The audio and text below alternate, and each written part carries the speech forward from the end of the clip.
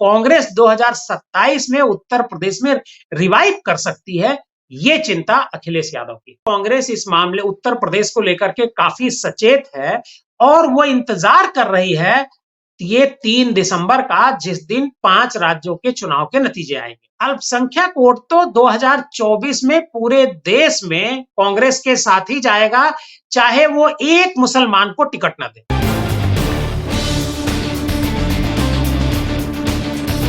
देखिए, रिश्ते तो बने हुए हैं और आगे भी बने रहेंगे। जैसी मेरी समझ है, राजनीतिक समझ जितनी भी है, उसके मुताबिक मुझे यही लगता है कि जो समाजवादी पार्टी कांग्रेस का रिश्ता है वो जैसे है वैसे ही रहेगा।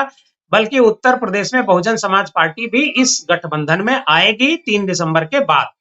ये आप हम सारे लोग देखेंगे, पहली बात। दूसरी बात ये है कि ये देखिए क्या है कि ये जो गठबंधन जब कभी भी होता है, आप ध्यान कीजिए 2019 का गठबंधन, जब मायावती और अखिलेश यादव जी का गठबंधन हुआ था, इन दोनों लोगों ने गठबंधन किया और गठबंधन जब चुनाव खत्म हो गए उसके बाद गठबंधन कुछ ही दिन बाद टूट गया था। गठबंधन क्यों टूटा, इस सवाल का जवाब न तो कभी अखिलेश यादव जी ने दिया और न कभी मायावती जी ने दी।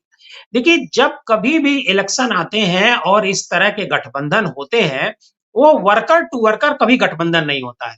भारतीय जनता पार्टी का जो गठबंधन है उत्तर प्रदेश में 3 पार्टियों के साथ है, बल्कि अब तो 4 हो गया है। अपना दल के साथ है, निषाद पार्टी के साथ है और अभी सुहेलदेव भारतीय समाज पार्टी के साथ भी हो गया। अब 3 पार्टियां गठबंधन में है भारतीय जनता पार्टी के। क्या उनके वर्कर आपस में मिले हुए हैं? नहीं मिले हुए हैं, क्योंकि इनमें सबसे पुराना गठबंधन अपना दल के साथ है।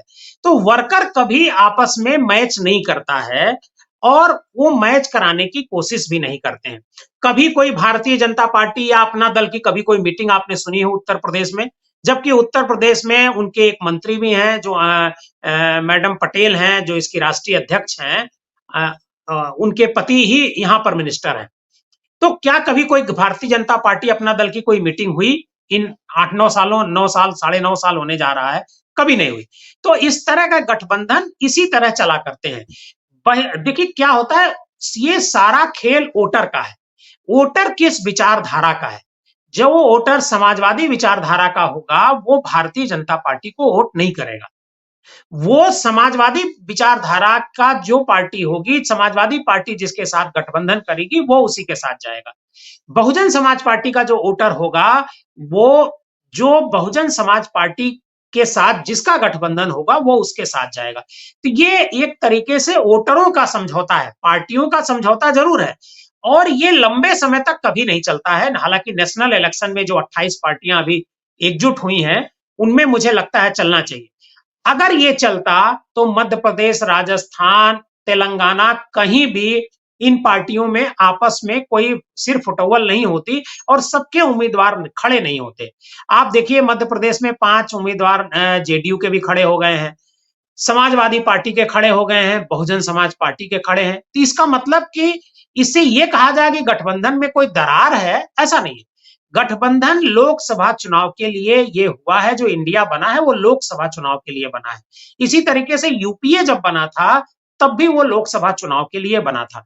इस वजह से गठबंधन में किसी तरह की मुझे नहीं लगता है कि कोई दरार है। हाँ, ये जो छोटे-मोटे लीडर हैं, ये आपस में जो अभी प्रदीप जी ने कहा कि ये नेता चाहते हैं, हर आदमी चाहता है कि उसकी पार्टी का नेता प्रधानमंत्री बने, मुख्यमंत्री बने। आप ये बताइए कि कांग्रेस की तरफ से इस पोस्टर का क्या मतलब है, जब राहुल गांधी खुद खारिज कर चुके हैं कि उन्हें किसी पद की लालसा नहीं है। अभी जब उन्होंने 2 दिन पहले सत्यपाल मलिक का इंटरव्यू किया, उस इंटरव्यू में भी सत्यपाल मलिक ने जब ये बात कही, तो राहुल गांधी ने इसकी पुष्टि की कि उन्हें कोई पद नहीं चाहिए। इसका मतलब कि राहुल गांधी प्रधानमंत्री पद के उम्मीदवार नहीं है। एक बात ये सच है, दूसरी बात ये भी सच है कि 2024 के इलेक्शन में इंडिया गठबंधन में जो भी दल शामिल हैं, उनमें सबसे बड़ा चंक, सबसे ज्यादा सांसद कांग्रेस के ही जीत करके आने वाले हैं। इसके बाद भी राहुल गांधी प्रधानमंत्री पद के उम्मीदवार नहीं है। तो स्वाभाविक सी बात है कि जैसे देवगौड़ा जी प्रधानमंत्री बन गए थे, जैसे इंद्र कुमार गुजराल प्रधानमंत्री बन गए थे, तो ये एक अवसर आएगा 2024 में, अगर आता है तो जब ये अवसर आएगा तो अखिलेश यादव को भी मौका मिल सकता है प्रधानमंत्री बनने का, इससे इनकार नहीं किया जा सकता है। नीतीश कुमार को भी मिल सकता है प्रधानमंत्री बनने का मौका, इससे इनकार नहीं किया जा सकता। ममता बनर्जी को भी मिल सकता है प्रधानमंत्री बनने का मौका, इससे भी इनकार नहीं किया जा सकता। उत्तर प्रदेश की जहां तक बात है, कांग्रेस उत्तर प्रदेश में सबसे ज्यादा, जितने पूरे देश में सबसे ज्यादा कमजोर उत्तर प्रदेश में है, क्योंकि यहां पर अकेली सोनिया गांधी सांसद है, राहुल गांधी खुद चुनाव हार गए थे 2019 में। इसी वजह से कांग्रेस इस मामले उत्तर प्रदेश को लेकर के काफी सचेत है और वो इंतजार कर रही है ये 3 दिसंबर का, जिस दिन 5 राज्यों के चुनाव के नतीजे आएंगे। जब 5 राज्यों के नतीजे आ जाएंगे, तब कांग्रेस एक बड़ी ताकत बनकर के उभरेगी और फिर कांग्रेस यहां जो क्षेत्रीय दल हैं उनके साथ दबाव में डील करेगी। एक बात, अल्पसंख्यक वोटों की जहां तक बात है, इसमें कांग्रेस को कोई प्रयास करने की आवश्यकता ही नहीं है।